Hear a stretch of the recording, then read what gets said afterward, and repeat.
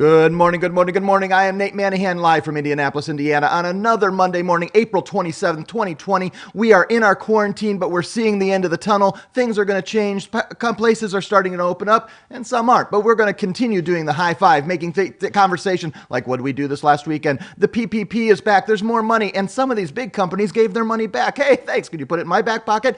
All this and so much more here on the High Five. The time has come. The questions are set. Opinions high. Discussions on edge. Show about nothing and everything. It's all the same. Oh, you're about to come. All the high five. The good things are just coming through. Time for the high five. We got it all covered. It's time for the high five. The high five, the high five. All right, everybody. Hey, can you believe it? We've made it another week, but I could not do this alone. There's absolutely no way that I could do it without the two best compadres around. And one is sitting in the middle of Winona Lake right now, live broadcasting with the ducks and the geese. Well, it kind of looks like a basement, but let's just picture what Mr. Brian Linky would look like if he was in the middle of a boat. We're going to work on that, Brian, because, we want to be like, Jerry Jones. We're going to go live from the yacht, right? Come on. What's up, Brian Linky? Nate, am I hearing that you're buying me a boat? Is that what just happened? I'm hearing that you're going to be on Keith Sampson's tap deck. That's what you're hearing. All right. Let me tell you something. The marketing business must be pretty good. Well, it's not bad, but we're counting. Need a little live stream for the boat. And from Glenwood Springs, where he would regularly be on a raft or on a golf course going around the Colorado River. I know his golf course actually is on the Colorado River. How cool is that? Mr. Danny Shard. How are you, Danny? Good morning, everybody. Good morning, Nate, Brian. Happy Monday. High five. Let's go. All right, we're going to get started. We're going to go in hot right now because we're going to talk about the best thing that happened to us this week. Maybe like Mr. Danny Shard or Mr. Brian Linky, I think they had great things happen, good things, bad things. I don't know, but I've been waiting to hear some more things about his weekends. And Brian Linky teased us just before we got on that he saved a couple lives this weekend. So let's find out. Brian, you're up first. What happened to you this weekend? Normally, the story would have been Jacob Linky and having to put up with his ridiculousness in this house, and he continues to make me laugh nonstop because he doesn't understand anything I'm saying. But anyway, so last night it's about 20-9, getting ready to watch The Last Dance. Brenda and Jacob were down in the basement watching a movie, and all of a sudden I see some black smoke from next door, and I understand people are grilling out and the weather was nice and everything was good, but it didn't look like grill smoke though. And so I opened the door to my porch, my screened-in room. I step out there, and my neighbor right next door, his grill was like he turned all the burners up, and the pan that has all the grease in it underneath was completely on fire, just engulfing the entire thing. They didn't know it, so I sent them a text, and they weren't responding. Nobody came out, and they have a wood deck, and I was just like, okay, this thing's about to catch on fire, and it's going to be really, really bad. So I ran outside. I grabbed a 5-gallon bucket in my garage. I ran next door. I filled it up halfway because I'm not strong enough to carry a full 5-gallon bucket of water. And I just went up there and splashed the whole grill and put the fire out. Wow. Look at that. Brian Linky's, the Bucket Brigade saving the whole neighborhood. Look at that. I love Is this the guy to the left that does his own yard, that does his own sprinklers? And Okay, how about this? Right, that guy, yes. That guy who has the best yard in the neighborhood, but doesn't have an in-ground sprinkling system like I do. Okay, but my kids, because I get on them all the time to cut the grass, and he cuts his grass 3 times a week because he wants to make sure the lines are going like in Wrigley Field. Like he wants to make sure they're, so yeah, he's like this anal, and but he kind of slipped up yesterday, and I saved a couple of lives. Way to step up. I love it. I love it. Hey, high five for that, Mr. Brian Linky. That is awesome.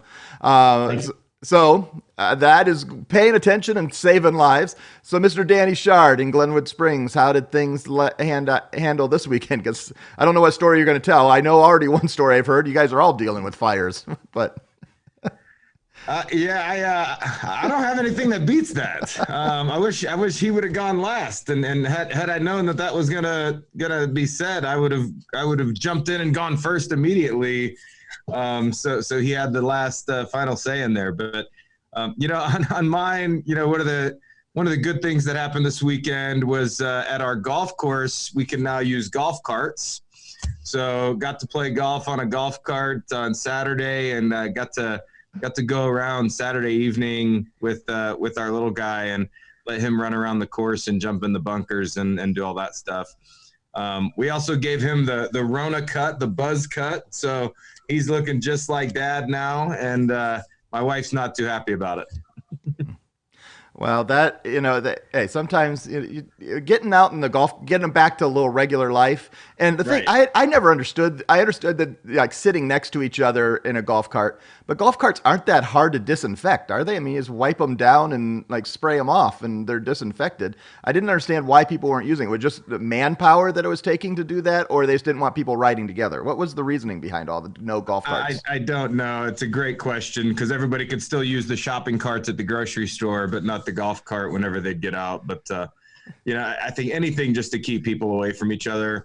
My wife let me splurge on a golf cart last year, so luckily we've got our own cart, which we can keep disinfected. And I wouldn't let anybody ride with me. I'm not to that point yet, so I'm still a little paranoid. No one's riding in my cart with me other than my family. But I agree. It's kind of an odd rule that they came up with, but I'm kind of glad they did. Keep people away from each other. Yeah. Well, and I will say, having seen your shaggin' wagon that you get to ride around the golf cart or golf course with, I mean, I just can't imagine any golf course has anything that you would ever ride on there, like little tin can things. It's pretty cool. Yeah. So you're living the dream there. All right. And for me, I'm going to say this, for me coming into the weekend for sure, I knew that this week represented how, that this would have been a week that Danny and Brian right now would have been together. Instead of doing a virtual high five in the world before coronavirus, we would have been live in Las Vegas hanging out, probably not broadcasting because we didn't, who knows, but instead this week is a different week, and I got the little alerts, but the benefit is just making, hay when the grass grows, or whatever the phrase is there. And I had a great time. I knew earlier when I planned all my trips that I was going to have to leave on my daughter's birthday, her 10th birthday. So I was planning on celebrating it beforehand and all that. But instead, yesterday, I got to be with her when she woke up on her 10th birthday, make her favorite breakfast, which was cinnamon rolls, sausage, bacon, and a hard fried egg, both hard fried and a over easy egg, because she wants both. And just do those things, got to get, order in. And I want to say this, the world is coming back to normal, because now, like this morning, I realized I had a couple groceries I wanted. I'm doing some cooking things. In fact, you'll probably see it if you're Facebook friends with me this week. I'm going to be testing how I can do some cooking things for another project I do on video. And I needed to order some things, and I ordered them at 7:30 this morning, and while we're on the show, probably they'll be delivered. And the world is coming back to normal because I can get my things in 2 to 4 hours, including things like, the world. I had my Dairy Queen cake delivered to me, and my daughter also wanted Chipotle for lunch on Sunday, and so we got Chipotle delivered, and we got a Dairy Queen frozen, 10-inch cake or whatever that said "Happy Birthday, Maggie." I'm like, this is the way life is supposed to be when we're living in, modern society, and it got a little crazy for a couple of weeks, but this is the sign that things are going back. And I was like, I wonder why. I also was encouraged, and I was encouraged by this because I looked it up, and Amazon has added over 10,000 jobs in the Indianapolis market. Some of them are going to be temporary, but I think a lot of these people will end up, as long as we can figure out how to do this with social distancing, take care of things, a lot of these jobs and taking things from point A to point B, the opportunity is there. And so we're going to see some things pick up, and I was just encouraged by that. So that was my weekend, gentlemen. Are you ready for our number 2? Well, no. Okay. Come back. Okay. Is Nate Manahan like the greatest dad of all time? I mean, I think so. I mean, unbelievable. That's what I was going for. That I appreciate that. I put it up on a tee, and you guys just smashed it out. Thank you. So, I mean, the breakfast was I can't even I couldn't keep up with it. Unbelievable. okay, I will say I am the ultimate short order cook. I love making breakfast and pancakes and waffles and anything that I can make it. And I hate cleaning up, but I do that too. And but I love making a good breakfast, and I've made all my kids. They wake up on Saturday morning. Where's breakfast at 10 a.m., which I also taught them how to sleep in well. So, What were you going to say, Danny? And Maggie's birthday was yesterday. She turned, was it 10, Nate? 10, yep. 10, and we also had another Paprotech birthday. Kendall Cook, yep. Jason Lee Cook's daughter, turned 6 yesterday. And we got another Paprotech birthday tomorrow, which we were supposed to be in a cabana celebrating. Birthday tomorrow. So, hey, that's the way. The virtual celebrations of how this all goes. My daughter got to see some of her friends that they drove by, which I was glad for that she was able to do. Just the wave, the gift and dash, which is now the new way of how things happen. And my daughter is the most gentle spirit, and she would never complain about anything. But there are creative ways that you can make birthdays special, even when you can't go out to the things that you wanted to do and you would have usually done. And so you roll with the punches. Next up, we're going to jump in, keeping our topics. We're going to have it in case you missed it. And this is what I'm interested if the guys have seen this and caught into this. Either of you guys a big Parks and Rec fan? I go right past that channel. Okay. Have you guys even watched Parks and Rec? I've seen a couple episodes. I know it's funny, but I've never really actually watched it. Okay, so have you heard what Parks and Rec is doing this next weekend? Or this next week, this Thursday? I guess I missed it. All right, in case you missed it, Parks and Rec, like all the other shows, including Mr. Brad Pitt, who was the opening Dr. Fauci on Saturday Night Live this week. If you missed that, make sure you catch that on YouTube. It's hilarious, and I did not recognize him in his getup, and then he takes it's amazing what he can do with a wig and make himself look like a totally different person.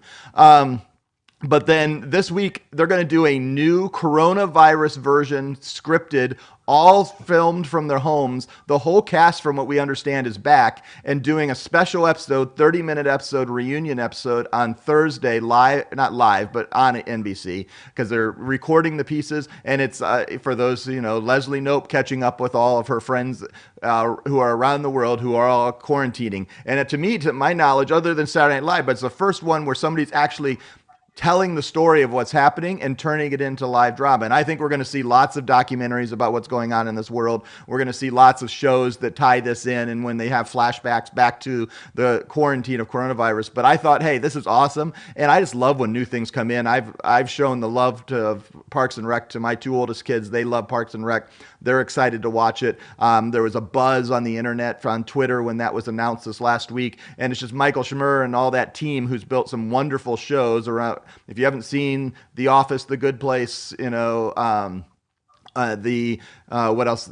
Parks and Rec, and he's got a new one out there. I can't think of it right now. There's all these great shows, and so I was just really excited to say, hey, in case you missed it, we're going to have a new television show that has been created in the last 2 weeks. You don't need to have a full production studio. You can do good things to get content out there. So that was my in case you missed it this week, guys. I was right. You guys hadn't missed it. You also haven't seen the show. You guys are missing out on the Parks and Rec. I'm just going to tell you. All right.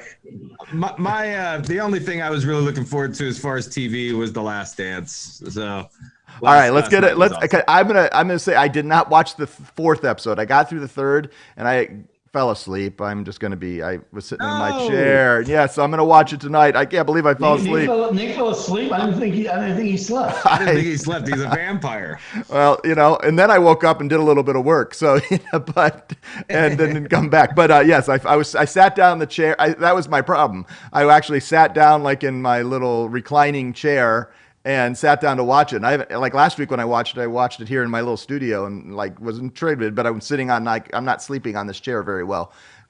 This week I sat down, thought, hey, I'm going to relax and watch it, and didn't go well. What did you guys think? You guys can ruin it for me. What were the highlights of episode 3 and episode 4? Well, I thought it was because I can remember the whole thing, but episode 4, Nate, since you missed it, was it was like the whole when the bad boys, the Pistons, were back-to-back champions, and they had beaten the Bulls, and then that following year is when Michael Jordan just kind of took over the thing, and they went to the triangle offense, and that's when Chicago won their first one. So that was really the gist of there's still some salt between Isaiah and Jordan too. They didn't shake hands. I remember Jordan made a great point. Jordan made a great point when they beat him the 2 years prior, 2 years in a row. Yeah. Beat him. He's shaking hands. Wishing him luck. They got beat, and Jordan said, that's the epitome of sportsmanship. And those guys just completely disrespected him. And then they compared it to when the Celtics walked off. I think it was when they were playing the Lakers, but they just walked off when there was like 10 seconds to go or something like that. They just walked off the court. Similar thing that the Pistons did, and in true bad boys fashion, right? I mean, those guys were just the bad boys. But even in the interviews, it's 30 years later.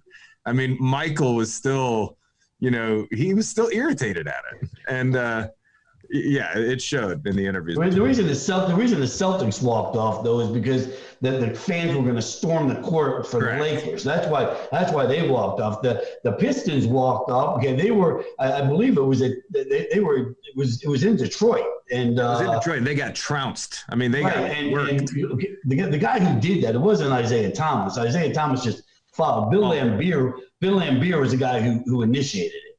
Yeah. And he was the one that said, okay, let's just get out of here. And nobody really knew what to do. So he started walking and everybody else started walking. But what was funny is they had to walk right past the Bulls. They did. So, you're literally rubbing shoulders with these guys and totally giving them the cold shoulder, not even looking at them, no high fives, no good luck. There was some hate there between those two camps.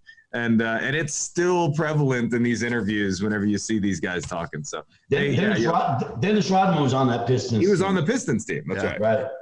Yeah, I look forward to watching it more. I watched all the stuff like Dennis. I watched a ton of clips, and Dennis Rodman. One of my highlights of my I think it was my high school career. Or not career, but going to Chicago, and when he put his book out. And I was at his book signing in Borders. I shook his hand, got a book signed that I've subsequently lost. He was dressed up. This was him. He was dressed up in a wedding gown walking into his thing.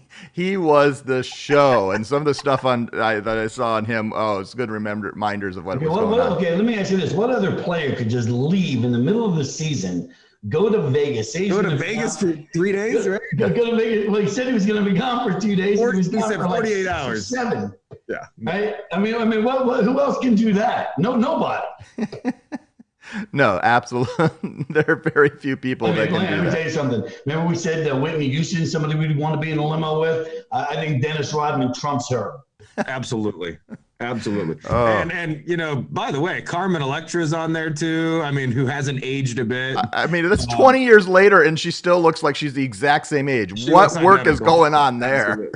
Absolutely. But hearing about Dennis and Madonna and Carmen and just the clubbing and Vegas and all this, okay. The guy was out of control. Even Michael knew it. Michael, had his fair share of fun too. So yeah, different guy, man.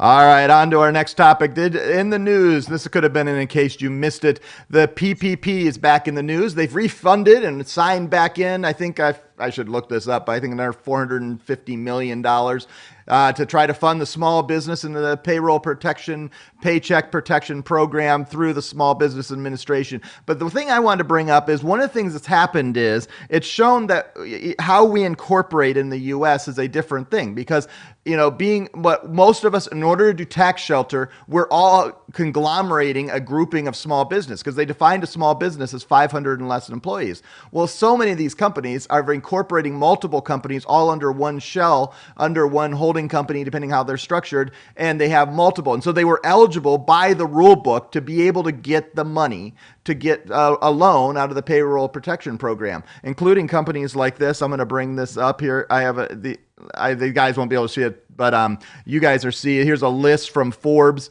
top 20 public companies that received triple P loans. You have things like Ruth's Chris, who has given their money, but they received $42.2 million. J. Alexander's Holdings, $8.8 million. Shake Shack, and they're got $19.8 million. I know they returned it. Potbelly Corp, I know, returned it. They got $24 million.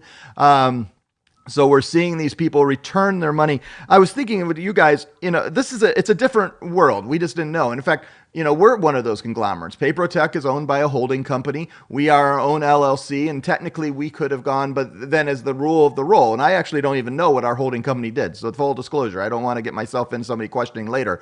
But is this right, guys, for these big companies who are just conglomerates of these smaller companies, for these smaller companies to go after money that was meant for small and medium-sized businesses that would qualify? What was your thoughts when you started seeing these stories? I definitely agree. I definitely think that those big companies did the right thing. Because again, the whole thing, it wasn't meant for them. They got the money, but it really wasn't meant for them. It was meant for the small, in my opinion, anyway. Just the smaller. And again, I'm being biased and towards a lot of my merchants who are struggling right now. And unfortunately, there are a lot of businesses out there that are run by people that just aren't savvy enough. And I've actually tried to help a lot of my merchants with it. And I'm not sure, if they got any money. They're on my list to call today and find out how they did with it. But I definitely think those big like Ruth's Chris and Shake Shack and those companies giving the money back was the right thing. Yeah, I agree. I mean,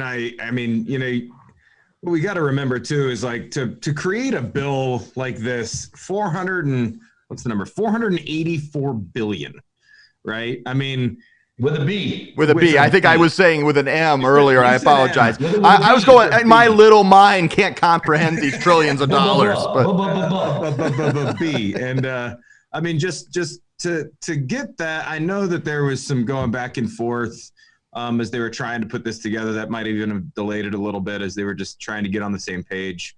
And I'm not going to get into the politics of all of that, but just the fact that they've got that put together as quick as they did, it's so hard to now create these additional guidelines of who should and who shouldn't, even though they can qualify.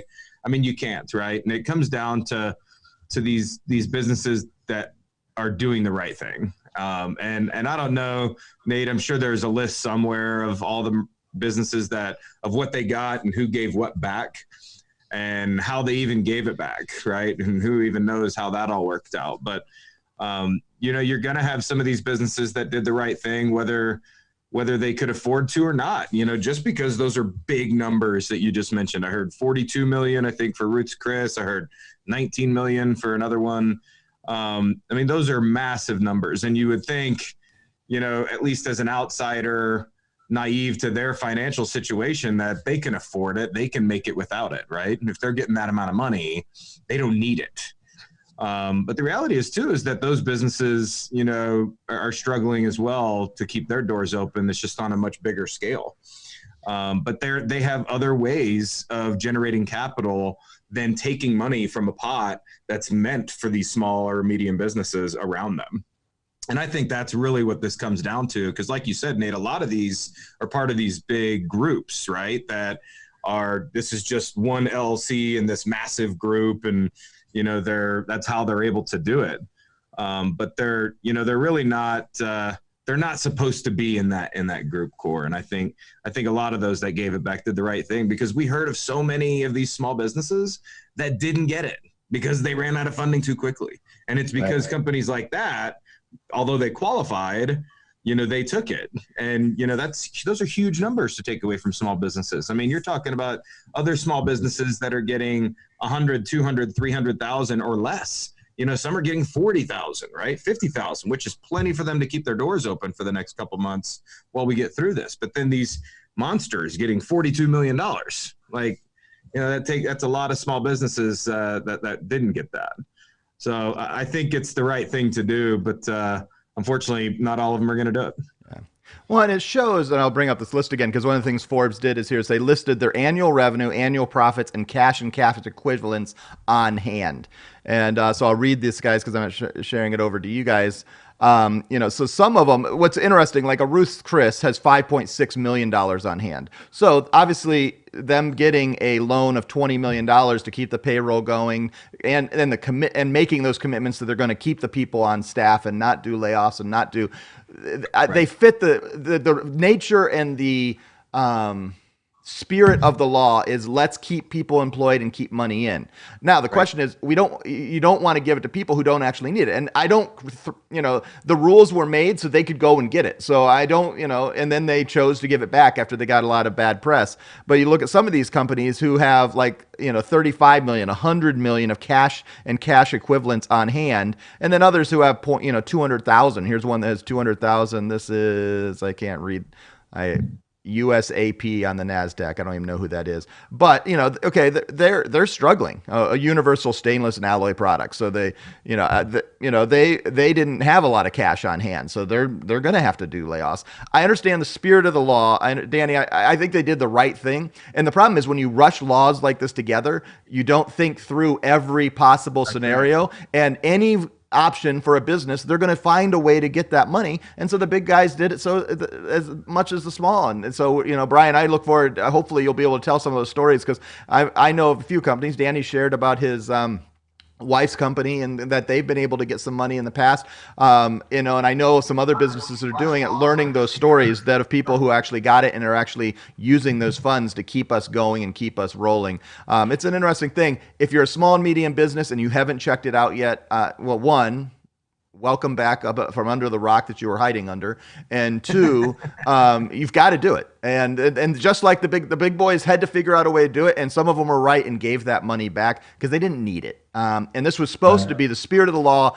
keep people employed and give it to businesses that need it. They just didn't have enough way because what are you going to do? Come show us your bank account. You can't do that. 468 million businesses or whatever it is that they're trying to fund.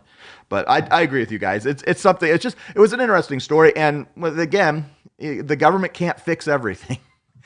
And so we as businesses, what I loved also about this story was that when the press came out, it wasn't so much the media, it was the outroar of the social media. And this was the people speaking back and saying, Shake Shack, Ruth Chris, you guys have enough money to be able to take this. Don't take it away when the rest of us weren't able to get the funding just because we didn't have 45 attorneys and accountants who were able to fill out the paperwork immediately and get it all done. That was one of the things I also thought of is they were taking away because you had to have all these financials and all these paperwork. These small and medium businesses, they do that once a year, and they weren't ready to do that because they were fighting to keep their business alive. And these companies that had a whole floor of those people that may be working from home and life's a little struggling, but they had a lot more staff to be able to get that stuff in. So they got in earlier, got into the banks early, got in the front, and got the money. And that's not what this was supposed to do. This was supposed to help the mom and pop on Main Street in the middle of the nation, across the and all throughout. And suddenly we were feeding the New York big cats. Okay, I'll get off my soapbox. And I'll tell you what's been a little shocking to me is still to hear, and Brian, I think you're going to find that today too, as you talk to some of your local merchants, that of how many merchants still did not take advantage of this. Right. Which is it's kind of shocking, but whether they felt like it was over their head or they just didn't have it together to get done. I think you had to have your 2019 taxes completed, and they just hadn't done that. Right. I mean, there's a lot of small businesses out there that, and all of us know, because we process for them in a lot of ways, but they don't have things completely organized, and they're not doing this because of that reason, right? And that's where alternative lending options are still options for them, right? So I mean, Cash Buoy is still cranking. We're still having merchants talking to them on a daily basis, even with these big programs that are now being opened up for a second time and these massive numbers. It's still shocking to hear about the amount of businesses that aren't taking advantage of it. And that's where us as advisors for these businesses can really help them, right? Like help them, take that next step and get out of their comfort zone and do everything they need to do to get that PPP, look at some alternative lending options, like do everything they can, scrape and claw and fight for them to keep their doors open. So there's a lot of options out there, including this. All right, on to our third topic, where we will jump into some of our business, or fourth topic. Sorry, fourth. Number 4. I even have it on the slide I'm putting up here. The cold call, and we're going to talk about. We always talk about cold calling. We did a whole series on it a couple of weeks ago where we talked about techniques. But here's one thing I was thinking about, because I responded to an email, a cold call email. I'll tell my story at the end here. And I was interested in these guys. I asked them the question, when was the last time or one of a time that you remember responding to either a cold call, phone call, or a cold call email, and when someone was reaching out to sell you on something? You didn't even have to buy it, but you responded. You started the conversation, and maybe you did buy it. I'm intrigued. When was the last time or one of the last times that you did that? One of the last times for me is I would say LinkedIn is where I get the most, right? And I also do a lot of recruitment through LinkedIn, a lot of connections, and just trying to continue to push out our brand through LinkedIn as much as I can too. It's just a great place to do that. But I would say I'm probably not a good one to have this question asked, because I don't respond very much to this, right? I get reached out to all the time, and Nate, I think you do too, where it's just constant from software providers and other vendors that, they want to work with ISOs, and they want to have their product as an option for partners out there. And I get asked, gosh, it seems like I get a handful every day, if not more. So I've kind of gone numb to them. I keep an eye on them, but I'd say 98% of them I don't even look at. One of the ones that stood out though for me, whenever I saw this question was, and it was just a couple months ago, I ended up doing a podcast with a guy who just cold reached out to me, and his name was Scott Hawksworth, and it was actually one of the coolest things that I've done. And so got to talk about my experience in the industry, and how I started in it, and now where I am, and all the things in between, and what our focus is. And it kind of put me onto a little bit of a bigger platform, and we've gotten some partnerships from it as well. So I'd just say stay open to it, and keep an eye on those people reaching out. But most of them, you're going to disregard, like I do probably. Well, all right, Brian Linky, what do you think? One, have you responded to any before? But also, what do you learn from these people? Because for us, a lot of us are doing cold calling at times. That's not our day job, because we're supporting people who are doing cold calling a lot of times. What can we learn from how other people are selling even different products, whether it's consumer products or selling other business-to-business products that are coming at us? What can we learn from them? Well, again, I'm probably showing my age here a little bit, and Danny was referring to LinkedIn and cold emails, and yeah, I don't respond very much to any of those. But I was trained by a guy in New York City 100 years ago that taught me that if the phone rings, you better answer it, because it might be somebody who's selling something or buying something. Actually, not selling something, buying something. Right. So if you don't answer it, he'll call somebody else and he'll buy from them. So I was always trained to answer the phone. And even today, today it's a little bit of a different thing today, because you can see who's calling you. Right. Back in the old days, there was no caller ID. The whole crank call thing is, you can't do that anymore. Jerky Boys, that they made an album, I think a movie, based on crank calls, and today you can't do that anymore. But so I answer the phone a lot of times, even if it says unknown, and a lot of people tell me not to do it,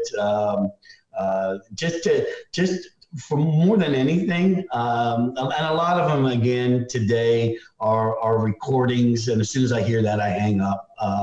But every once in a while, you'll get somebody on the phone trying to sell you insurance or something for your car, or your extra warranty for this, and a lot of it I end up listening to, and a lot of it's in my car, or used to be in my car, because I don't drive anywhere anymore. But so I just listen, and I'd respond a little bit, just to see how good the people are who are trying to sell me. And that's the honest truth. And I think again, it goes back to day one, when if you don't answer the phone, somebody's going to go buy something from somebody else. That's my answer. I think it's good. I mean, Brian, I mean, the thing is, I mean, we all get so many reach outs a day, and it's a reminder of what in the industry that we're in, you have to provide some value. So I'm going to use one of the stories. So, and I'm going to give her credit. Let me pull up my email, make sure I do this well. So there's a third-party software that I've used. It's called Cision. I've used it in the past for multiple companies I've worked for. We've used it a little bit at PaperTech. They're a PR newswire company. They have some cool softwares for listening and marketing listening and things like that. But I had an account rep that's connected to it, and each week she's been emailing me personalized emails and making comments. She's using a template, because I'm assuming she is, because she's smart. But she's putting in there things that are only applicable to me because of things I've used in the past, or you did this press release 3 years ago, and each week. And so the first 4 I didn't even pay attention to. And then like last week I was like, oh, these are actually really good. In fact, we're going to use some of the resources, because she's been giving me COVID PR resources for that they're putting together just for free and tying that together. And she's not asking for anything. And I just wrote back, thanks for the great stuff. We can't use your software right now. It's not something that's in our place and in our workbook. But she gave me something that I am actually going to use. And if I ever need to use that software again, she caught my eye. And it took 4 emails, but she caught my eye. Now I have I'm looking at my promotions tabbed in. I have just in the last 6 days over 6,000 promotion emails in my papertech.com email. Whoa. I don't read none of those. I mean, I scroll them and I because I look at it every day. And, I'm looking at Craig Campbell, and I don't know how Groupon got in there. And I've got Staples trying to promote me, and I've got Marketing Profs and Billie Jean, and Ryan Estes is in there. And I've got Walmart trying to sell us on business-to-business sales stuff. I've got Zapier, which is a third company we actually do use. I've got Iconic trying to get me to buy more graphics for the walls. These are just a few. I'm just scrolling through here. I have so many of these things. There's absolutely no way that I could respond to them or connect with them. So the important thing is realizing that cold calling is the hardest thing in the world to do in the sales world now, because people have so many things coming in. And in my opinion, you have to get my attention, and what I'm using to try to get other people's attention, I have to give them something for free and hope that they notice it. And I have to test of whether the phone calls. Now, there are the Brian Linkies out there who will answer the phone. There are. But Danny Shard, will you answer the phone if it says unknown caller on your cell phone? I will not. So here's the thing where the email people go wrong, I think, and they blast out these emails, but nobody ever follows up with a phone call, and I think if a lot of these companies did that, obviously like Walmart and those places, that's not going to happen. They're just doing blast, hoping to get, somebody. A lot of them don't have their phone numbers, though. I mean, they just have an email list. I understand. No, it's a different world, and I'm trying to hold on. Well, I'm trying to hold on. You're doing pretty good. And we'll talk about this. I don't want to Let me tell you something. This next question, I may as well go ahead and get something to eat, because I'm just going to sit back and listen. All right. Well, we're going to go to our next question in just a second here, because we're going to be able to highlight this more over the week. I have several questions lined up on some sales questions that are like this as we continue to dig deep, learn what from others that they're doing. I have some examples I've been watching of some really successful salespeople outside of the merchant services world that we all can learn from, and things and tips and tricks that we can work on. And together with the expertise of Danny and Brian and whoever else, we're going to be bringing some other teammates and team members in throughout the week. We'll be able to learn and see some great things. But now, as we do at the end this week, we're going to highlight not just merchant services. We've been doing kind of a basics and foundations of merchant services the last couple of weeks. Now we're going to highlight the cloud and POS. Now, this is something probably we should have had Robert Kramer bring in last week, but this is us bringing the somewhat non-expert. I would say I'm pretty well abreast on the whole of POS, but one of the things as a whole, as ideas, we as merchant services salespeople, we have to understand the basics of point of sale. We don't have to be experts, but we understand the basics. So we're going to go through a couple of the basics that are just helpful for us to be aware on. First one is that there are different types of point of sale in the world now. We have a cloud-based point of sale, and what that simply means is everything starts up on the internet, and every time a signal goes in, you have to go back and forth, and the software is hosted in the internet, and so you have to have an internet connection, and the terminal, all it's doing is just giving you an interface, something to type into. And so every time you type in that you want a hamburger, zoom goes the internet and comes back down. You want a you want to add cheese to that, boom, cheese goes up and comes back down. You want to send it to the printer, boom, it goes to the internet and it sends it back to wherever you want to route it, and most likely a kitchen printer or kitchen display system. That's a basics of a cloud system. Then you have a software system, or a lot of people will call them legacy systems, and that's what we got into this business, where you put in a bunch of pieces of hardware and software that are all communicating to each other around the restaurant or in retail or to the retail, and they're communicating to each other and they never touch the internet. And then you have what's called a hybrid system,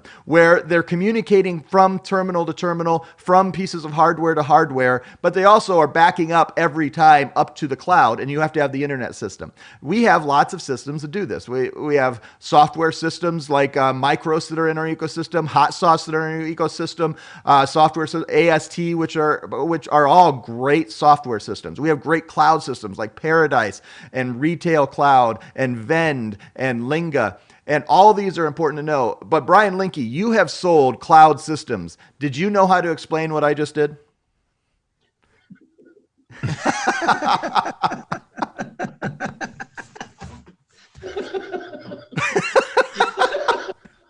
All right. Yes, I think I've got the answer there. But let's talk. You have some restaurants running really easily on a cloud system, on a Linga system, which is a cloud-based system. How did you sell that? POSlead.com. Yep, exactly. And what did you need to know to get them for them to sell that lead to them? Again, I'm the relationship guy at PayProTech, right? So not only with the partners that we have, but with my merchants as well. So, when I talk to people and, I get them to get interested in it and, get on, the website and take a look at it. And once there's a little bit of interest, then Robert Kramer, Matt Proctor, they're getting a phone call, and I take a step back, and when we recruit partners, I tell this story all the time that I sold a hot sauce POS to one of my merchants, and to be honest, I totally forgot I even put the lead in, and I was called about 45 days later, and the deal was done, and again, my job, I can't go out there and be in front of, all the demos, but obviously our partners, they get a little bit more involved. And I tell people that when we're recruiting them, and I think it's a great sales tool. It is. And we've got a lot of partners that are just like Brian Linky, that, they're not going to be able to absorb that much information on all these different POS systems, nor do they need to, right? And that's like why Robert Kramer, Matt Proctor, Tim, the entire POS Pros team, Morgan, Irene, everybody is there to be that expert for the partner. But Nate, what you had just talked about and describing the different systems, I will say the better partners that understand all of that, can to a merchant in a way they understand differences. We're breaking up a little bit, Danny. The other for their business. Are we? Can you hear me? We got you. We got about every other word there on that one. Well, let me just tell you something. What did Vicky Helm actually responded the other day? Knowledge is power, right? Yep. Knowledge is power. Well, and that is, and I think what you were about to say, Danny, is that, you correct, and then hopefully I think your internet's picking up, because I see you're moving again. You were frozen on our screen here, but you were trying to say is our best partners understand the basics so they can walk in. Because if you don't understand the basics of the cloud, and when you walk into a place and you see it and you're like, this place is made out of brick and steel, no Wi-Fi signal is going to get through these walls. We better make sure there's some type of peer-to-peer hybrid or even a software system. And if you don't know those things, we've seen so many of our partners who have led all the way through, and then they put in the wrong system because they just forgot to tell the POS Pros team, oh, by the way, they were they are in a former bomb bunker. Yeah. And that's not going to work. No, it's not. And the partners that understand that are going to be better at helping their merchants get the right systems in, right? So the POS Pros team is absolutely going to be able to help identify the right system for the right type of business and going through the different features. And those are the things that I think that is not necessarily important for a partner to know in grave detail every single system, right? That's what the POS Pros team is there for, solution fitting and identifying that. But there is some stuff there that the partner needs to know to help make sure, oh, by the way, yeah, you're going to put in Paradise. It sounds like that's going to be a perfect fit for this merchant. But just let me tell you a little bit about this location. And do you think that we're going to have connection issues? Well, the other thing is too, is our partners can, I would highly recommend, when Bob does they do all these live demos. Matt Proctor is really, really good at it. Tim McCaffrey as well. Best in the business. You get there when the live demo is being done. And that's something that I didn't do just because my job doesn't let me do that. But if I'm a partner and I'm out there in the field, I mean, that's how you're going to learn, is you're going to get in front of it and they're going to do the live demo and you'll pick up on a little bit. And then all of a sudden you'll know a lot. That's it. Yeah, and Janice is asking, what do we suggest when people have bad internet? Because that's the understanding cloud hybrid software. One of the important things is, do they have good internet? If they don't, and Danny and I have a little experience at this, because you can hardwire it, you can do a bunch of things, but again, you just need internet connection for so many of these systems. And if they have no internet, you've got to go with the legacy software systems. And our most inexpensive one is getting in there with a hot sauce, or you can get in there, and I know Jesse and Paradise would say, oh, we can do hybrid. The fact is, this is us speaking and being honest. If you don't have any internet, or the internet is getting 3 down and 1 up, and you're on what I call dial-up speeds, it's not going to work. So you're going to have to go to one of those software systems. Now, if they're only a single station, there are some solutions that can happen with that. If they're just needing a one retail solution, then there doesn't need to be a lot of communication in the internet, because you're not sending to a kitchen printer, you're not picking up in one place and inputting in one place and then picking up at another place like you would in a full service restaurant, or even some quick service restaurants that are larger and have multi stations. There's all these questions and things you kind of learn. But Danny, I know you've had several experiences where you've helped people set up where they didn't know that they didn't have good internet. And what happens in those situations when they put the wrong system?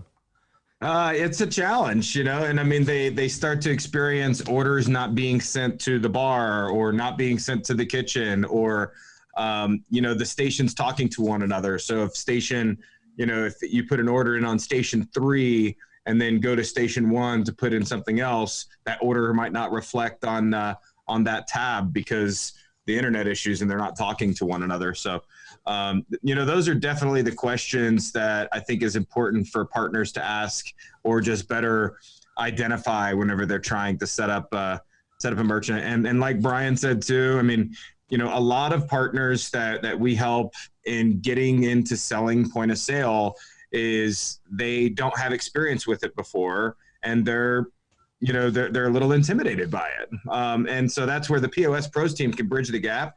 But it's amazing how many partners we have that have gone from zero knowledge on any point of sale or technology related things like this to now they're talking about it just like you did, Nate, that, very informed and educated. And it's just about being in those conversations with the POS Pros team. And a lot of times you're just being a fly on the wall. Not all partners are as lucky as Brian, who just submits a lead, forgets about it, and signed the deal 45 days later, right? So I think that's something to point out, that can happen too. But the majority are going to really try to keep a part of the conversation and use that as a learning experience. And as they do this over 6 months, 12 months, 18 months, it's kind of crazy how many partners we have that don't even necessarily need the POS Pros team anymore because they know these systems. But again, my relationship with my merchant, Dan, don't bet. I'm not discounting that. I'm not discounting that. Okay, so yeah, my relationship with my merchant allowed me to, Correct. He just he entrusted in me that, okay, I'm getting you in touch with these guys that know a lot more than I do. And again, my job didn't, let me go out there and stay in front of the live demo. But yeah, our POS Pros team is, those guys are top notch over there. And that's why we put them together and have been working for over 5 years to build that team, build the systems. And there are lots of people now using this model. But we, to our knowledge, we were the first. PayProtect was one of the first putting this together, helping you understand that every place you walk in, you have a team of people that are going to help you find the right solution, help you understand what's going on. But there's some basics that are helpful to know just when you're in this industry and when you're in the world. So as we go through all this, this is what happens. I didn't mute my phone and it's coming through and my dad's calling me. So I'll call him back and just because we're finishing up right now. All right. On this, which has been another great episode, we'll cover more about POS in the weeks to come as we get ready to close out and bring up a little bit of music. Gentlemen, what would you say as you're getting ready? What are you excited about this week on the next week of our life? The opportunity to seize the day. The end of this week will be May 1st, and there are going to be some great things that are going to be happening in May. But what do you say to all of our fans, our listeners, and the partners around the United States to encourage and challenge? I watched the movie this weekend. It was a Netflix original, and watched it with my hearing impaired son. Just because he's an action guy, and there's a lot. This one was, I think everybody got killed, but the name of it was Extraction. And while I was watching it, there was a quote that was said during the movie. There wasn't a lot of talking. There was a lot of shooting, not a lot of talking. But the quote was, "You drown not by falling into a river, but by staying submerged in it." And I thought that was deep and heavy, and I think it really pertains to where we are right now. I love that. Yeah, we drown by not falling into a river, but by staying submerged in it. That's okay, right. for the second time on today's High Five, if you're gonna say things like that, can you just save yourself for last? Because I mean, you're really killing it today, and I'm on my game, Dan. I'm on my game. It's tough to follow. I'll tell you that. I'm on my game. Happy Monday, everybody. It's going to be a great week. As you all know, a lot of economies or local economies are going to start to open up this week and going into May. So a lot to look forward to, but still be safe. And, we're not out of this yet by any means, but we're starting to see us come on the other side of it, at least what it's looking at right now. So I'm really excited about it, and I hope you all are too. And in the meantime, just stay safe and keep doing what we're doing, and we'll get through this. We're close. And I will say on that we are excited to have you with us every week. We're going to see more of you engaging. We'd love to type with questions. Those like Janice was asking questions, we'd love to answer those, whether we do it live or afterwards. We just like having you involved. And if you have topics and suggestions, please send them our way. Whether you're just watching one piece of this and you happen to catch the fifth one that we break out by itself, or the whole thing, because the whole thing's available every day, and then we're splicing it out and sharing some other ways. We would love to have you engaged with us. And again, this has been another High Five. The time has come, the questions are said, opinions hide, discussions are led, a show about nothing and everything, it's all the same. We've got sports, entertainment, sales, and marketing.